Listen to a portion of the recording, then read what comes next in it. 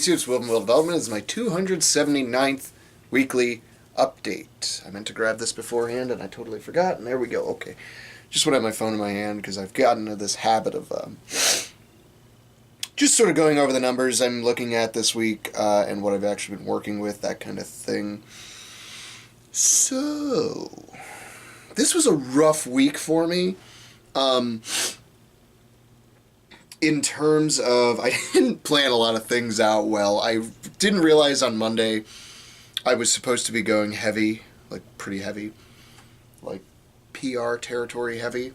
And with that out of mind, I didn't plan my weekend correctly. I went out last Saturday to one of my fellow competitors' houses. He lives about 2 hours from here. And I went out there to train with him, and we went through a lot of stuff, and it showed me a lot of places I need to improve, and then a lot of places where I'm sort of more comfortable with now. Specifically on like the yoke, I can get faster. My takeoff could definitely use some work. On the yoke, definitely could use some takeoff speed on the farmers, but that being said, I'm no longer at all intimidated by the weight of the farmers handles. They're going to be like 275 at the comp in April, and I'm not concerned about it at all. I mean, we were running 205 pounds per hand, and it didn't feel... My hands were the least of my concern at all. At no point did I ever feel like I couldn't handle the weight, even after I was pretty exhausted and running 3 or 4 runs we did. And the yoke wasn't bad either, except for one of the picks I did was just, whoa, off. But I was just like, just stick with it, get through it. And I was like, I should have just stopped and repicked it. But neither here nor there. The bottom line with that session was it just tore my ass apart and really just destroyed me. And we're talking 4 to 5 hours of solid training. And I was wrecked. Sunday could like barely walk, kind of wrecked. And then Monday I was coming in to do log, and I was like, oh shit, I'm supposed to be hitting like a 3 rep max on clean and press tonight. And that's going to suck. Which technically it was a PR. I was still able to get to 160 for 3 clean and presses. Holy Christ, it was tough and rough, and I'm, you know, let's put it this way. I went to just do 130 for my volume work afterward, and I couldn't do 1 rep. Cleaned it, and my body was just like, you're done, bro. You've got nothing. And I went, okay. So I did like 3 sets of 10 on neutral pull-ups because my pressing muscles were done. Tuesday was a kind of a moderate day. What was Tuesday considered? I don't remember what Tuesday was considered. Tuesday was also considered like a heavier day on my squats. And I've adopted this idea of basically putting belts, using belts for my upper sets, and then making sure I'm not using belt on my warm-up, or not my back down sets. I feel like it's going to allow me to use a little bit more weight to go up for my working sets. And then my back down sets using no belt is going to still give me that desired effect of beltless training I'm looking for. And over time, what it's going to end up being, you know, something like this where I'm doing a sort of a 5 rep max where I only get to 245 on high bar. Boy, high bar squats. If you're a low bar squatter, switch to high bar for like a month or 2, and it will blow your mind how different it is. Some people are way better at it. Some people, like myself, awful at it. Also thinking about switching to half-heeled shoes. I have Olympic shoes, and then I have shoes that are only like a 1/2 inch heel, which I'm going to switch to for pressing because I feel like it puts me in a better position for the log specifically. But I'm also going to try that on my high bar squats. Low bar squats, I feel like I can squat in flats, no problem. I hesitate to use the phrase more comfortable in flats, but I've done it so long now, low bar in flats, that I feel like it's not going to be a problem. But I think for high bar and for like my front squat variations, it's going to put me in a better positioning for those movements, even that little 1/2 inch heel. Like I said, I got up to a 5 rep max of high bar with 245, and this is before I've made the decision to switch over to the heels from now on high bar variations. Then day 3, which was, what day was that? Another press day. Yeah, 3 press days this week, 2 of them heavy, 1 of them, luckily, not too heavy, going for a quote-unquote 6 rep max. Managed to get to 155. There's always work to do. That was clean and pressing every rep, by the way. Always work to do, which is technically that's better than last week, where I believe I did a 5 rep PR of 155, so I got 1 more rep there. Did the same thing on my deadlift this week, actually, but cleaning and pressing every rep sucks. But on my axle days, and I'm going to start doing this on my log days too when I don't feel destroyed, I also add in at least 2 sets of heavy cleans. So on this day, I did a set of 3 cleans of just 175, just cleaning it. And then I did hit a PR clean of 195 for 1. I wanted 2, but I was only able to get the 1, and it was a pretty rough one, but working on that acceleration off the floor with it and that getting it in the right positioning, I feel like that's going to go way further. What I would like to be doing is being able to be cleaning like 265, 285 even before the comp. That way when we get to 245, the clean and the rack position is not something that's going to intimidate me. What's going to be intimidating to me is going to be the actual pressing. And if I'm being honest, yeah, that 195 sucked pretty hard, but we're so far out, I feel like as long as I keep practicing it, I'll be okay. And because I did that 195, I ended up not cleaning and pressing as many reps as I wanted, as I did on my back down sets. So like I said, I got to 155, and I was supposed to do a lot lighter work. Supposed to do like 110 pounds for like volume work. I decided to just do 145 for like sets of 5, because I really felt like I haven't hit my shoulders enough with enough heavy volume this week. So I did that. I made that executive decision, just change that. I might pay for that, I might not. We'll see what happens next Monday on log. Always things to work on the axle. My biggest problem I'm seeing with my own self with the axle right now is I need to work on getting it to rest more on my clavicle, or just right on my shoulders more. Because if it's there when I go for that press, there won't be any dip because it'll be on my body. And I'll actually be shooting the power from my hips and legs through my torso right into the bar. And after that, it'll just be a nice, easy press. What I saw on my film from the 155 didn't look like what it needs to be, because when I was dipping down the bar, it was actually dipping with me. And that's not good. I can't have that. The most optimal thing is going to be for the bar. And when I say dipping with me, I mean I was dipping and then my arms would do this. My arms shouldn't be moving. They should be locked in position either way. If I'm not sitting on my clavicle, they need to be resting here and do like that. I can't be doing this without my body. So that's a problem I need to work on. But I've got time.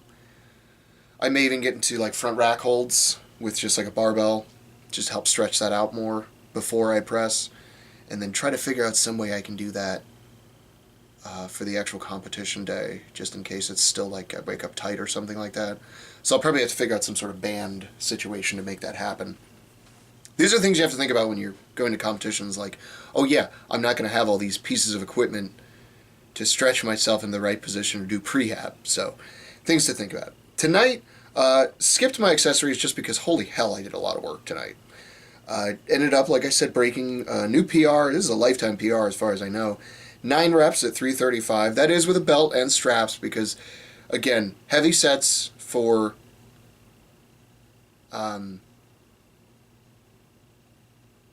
heavy sets include belts, and I'm trying to mimic competition settings best as I can.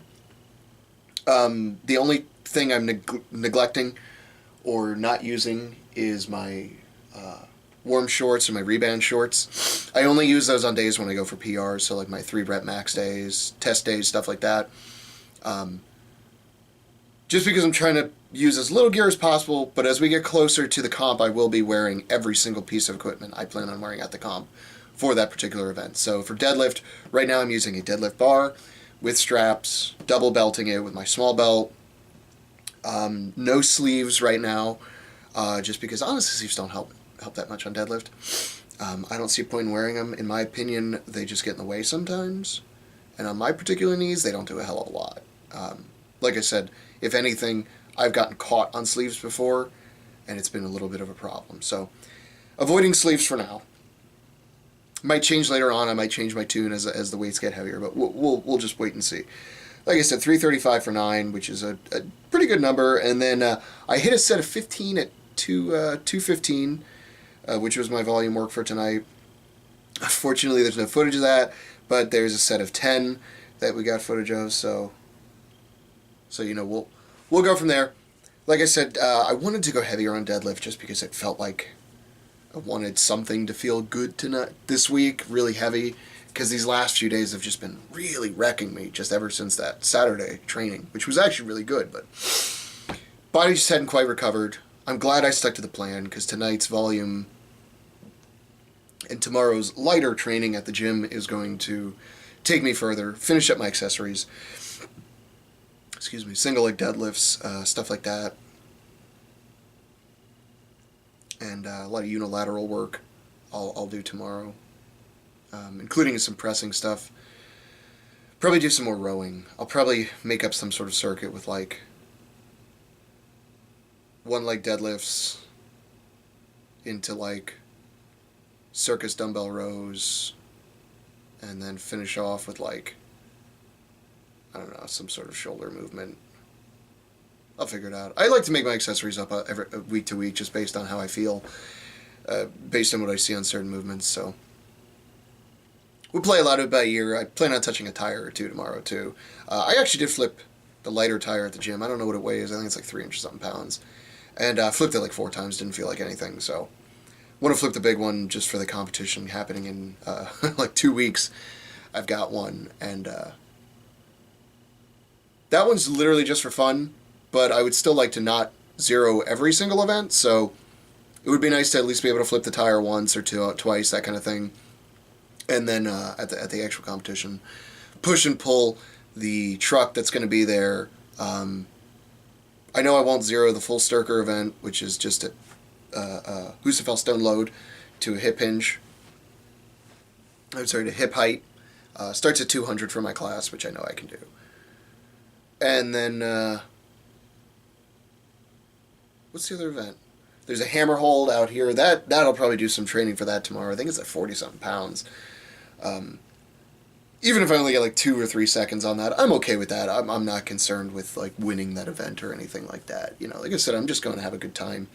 I really literally got talked into that event by a fellow strongman at my previous comp in, what was that, September, at the Scorcher. One of the local legends was just like, you should go, man. And I was like, okay. And I just sort of promised him I'd go, so I'm going, you know. But it should be a good time. Plus, you know, who doesn't like paying $85 for a t-shirt? Which is kind of what I'm getting out of the day. I'm using it as sort of just an extra little training day. I'll be working my hip hinge. I'll be working tires. I'll be working some shoulders. Some pushing and pulling. You know, nothing wrong with any of that. Oh yeah, and then there's a stone press, which I'm basically guaranteed to zero.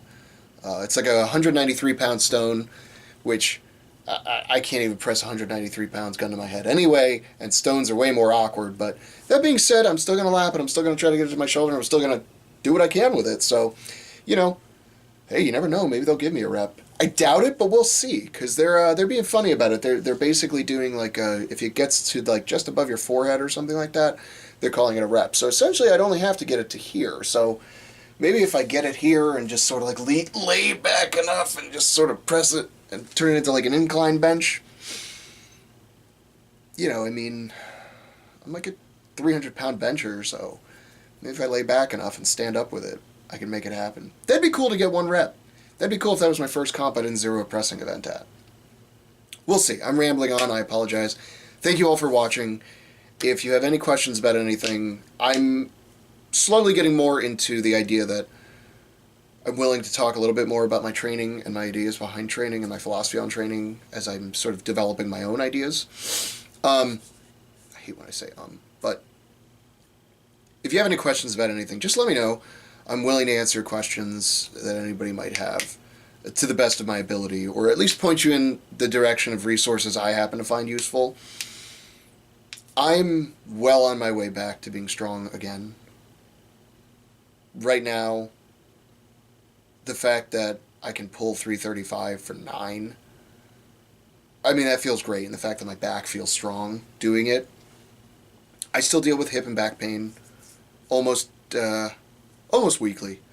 I wouldn't even say daily. There are certainly days I've gone by where I've had no pain, but I'm on my way back to being strong again, and that's a very exciting feeling, and it sort of validates everything I've done, and makes me excited for the future. So if you have questions on anything, just let me know, and I'll, to my best of my ability, I'll answer them. And sign up for a comp at some point. It's fun. If you don't, then what's your excuse?